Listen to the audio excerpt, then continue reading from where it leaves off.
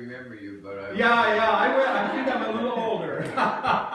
But that was many years ago, but interesting. Well, my name is Jim, and my wife's name is Pat. And she's originally from Williston. And her maiden name was Pat Jeffrey. So if you know any of the Jeffreys from Williston, they're quite a bunch.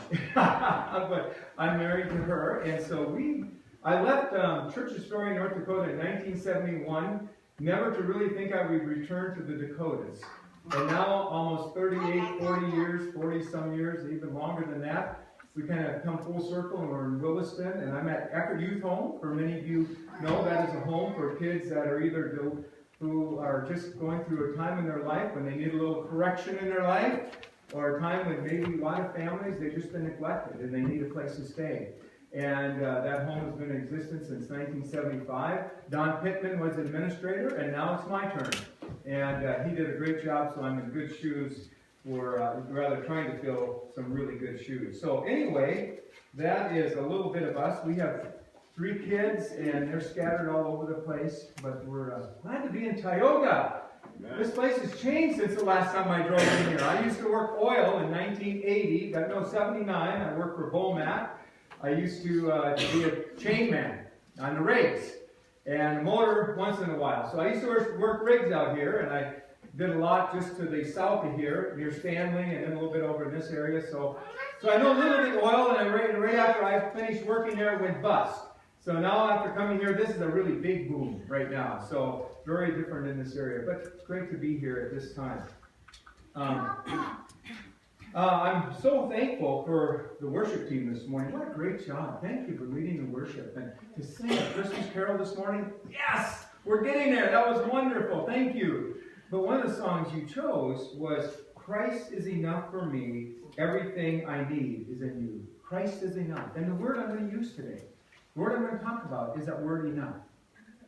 How we deal with that one word, enough, really determines just how joyful, how content, how vibrant we live our life by how we live out that word, enough. I've been involved in Nicaragua for about 26 years. I went there during the war, and I've been working there. It was a poorest country in the Western Hemisphere. Haiti and Nicaragua kind of been back and forth as a poorest country in the Western Hemisphere. And I remember it was probably in the early 90s, probably like 93, 94, just the country was devastated. 20-some years of war, earthquakes, just terrible, terrible poverty. And I am in Managua, Nicaragua, the capital, and I am in the most, I would say, crime-infested, the most poverty-ridden, the most drug-infested area of that city. It's Oriental Market. And it is absolutely a place you don't want to go, especially if you look like me, blonde and a gringo. And it is just a very dangerous place. They have services in the afternoon because nobody wants to be on the street in the evening out in that area. Just a poor, poor congregation. And so they asked me to preach. And I've been involved there. I've been involved with Pastor Gonzalez for a number of years, worked with him in different projects. And I could give a wonderful sermon just on this man's life.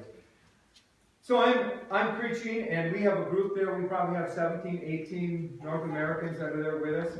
And one thing about it, if you've been on a mission trip or you've been in some of the third world cultures, when the gringos come to church, that offering is more money than they'll have in all their offerings for the whole year. I'm just telling you, that is what happens. So what we give in that offering is more than they'll ever get in a whole year in their offering. And I remember during that service that day, just great worship. Again, they crank up those amps, and they just go at it with gusto, and there's joy in the midst of darkness and poverty. The joy of the Lord doesn't know any boundaries, does it? It has nothing to do with money. It has nothing to do with plenty. It has to do with what's in here. And they're just singing away, and the offering time comes, and I'm looking around to some of our teams, and they're pulling out 20s. They're pulling out 50s. They're pulling out 100s. I mean, they're throwing this money in that, because it's just like, it's time to just bless these people. And so they give the offering. And then they ask me to come up and preach. So I don't know Spanish that well that I could preach in Spanish, but I had an interpreter, so I preached my sermon, and from their perspective, I don't move around enough, I don't shout enough, they go at it full bore, and they speak down there. And I remember at the end of the service, this is what I'm getting to, at the end of the service, one of the most humbling, one of the most powerful, defining moments in my life. Here is this poor pastor, has 7 kids, this struggling congregation in the middle of the most dangerous, poverty-ridden area. He comes over to me, Pastor Jaime, that's they call him, "Un regalo para usted." I have a gift for you. And he takes the bag, a plastic bag of that offering that had just been given, and he hands it to me and says, "I want you to have this offering." Now, I know my preaching wasn't that good. I can tell you that right now.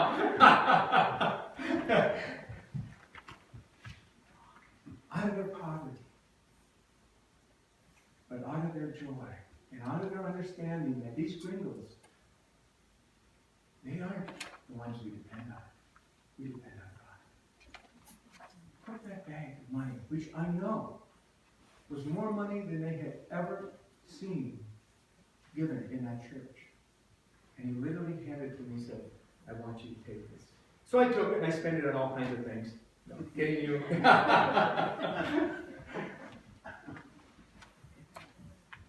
I said, no, accept. No. Thou said, "No. If you care about me, you will take this offering." "No, I will not take this offering." And he said, "Well, then you're not my friend." I mean, he raised the ante on that thing. Gave me this bag of money. It was just one of those humbling things in my life.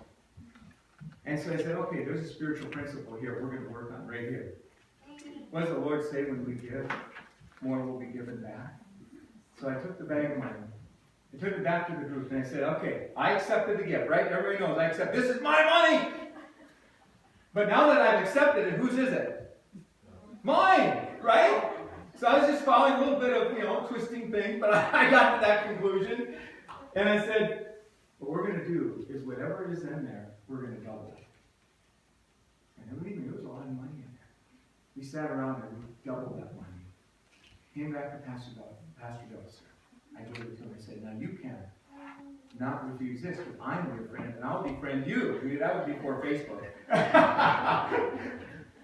You have to take this money. Isn't that the way God works? There is a movement when we, as that song says, Christ is enough for me. He has come that we might have life, and that that life might be full. Christ in me, the hope of glory. Whatever I need in life is in Christ. And when we come to that place, our hands are wide open. Because I have everything I ever need. I have all that I need. You can't give me anything that I don't need. Because Christ has provided for me. It's Christmas time. Now here, let me just read you a proverb. Proverbs 30, 7 and 9. And kind of basing this message off this particular verse. Proverbs 37 through 9. It says, "O God, I beg you 2 favors from you. Let me have them before I die. First, help me never to tell a lie.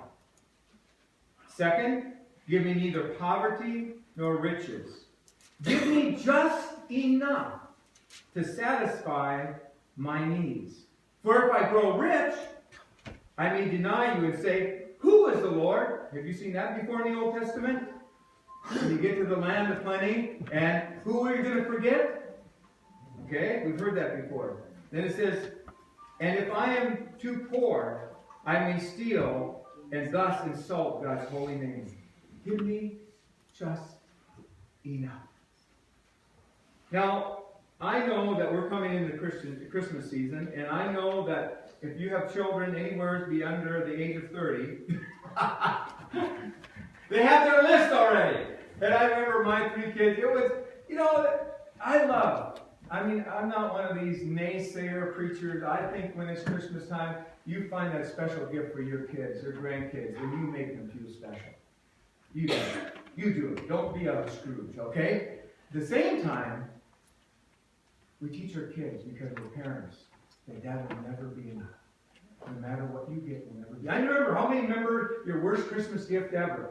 I remember when I was a kid, remember the mousetrap game? This is back in the early, I see it came back around now. But it was and I remember watching it on TV, and on TV it's bigger than life, this mousetrap game, this little marble would roll down and do all these crazy things. I've got to have the mousetrap game. And I begged my parents, I've got to have that. Well, I got it. By the end of the night, I wanted to hammer it to death. It was not what I expected. The TV showed it did a lot of things it didn't do. I learned, wasn't enough. And isn't that about life? We get something, we have it, we think it's going to be enough. And guess what? It's not enough. See, Satan, the enemy of our soul, and there is an enemy of each of our souls.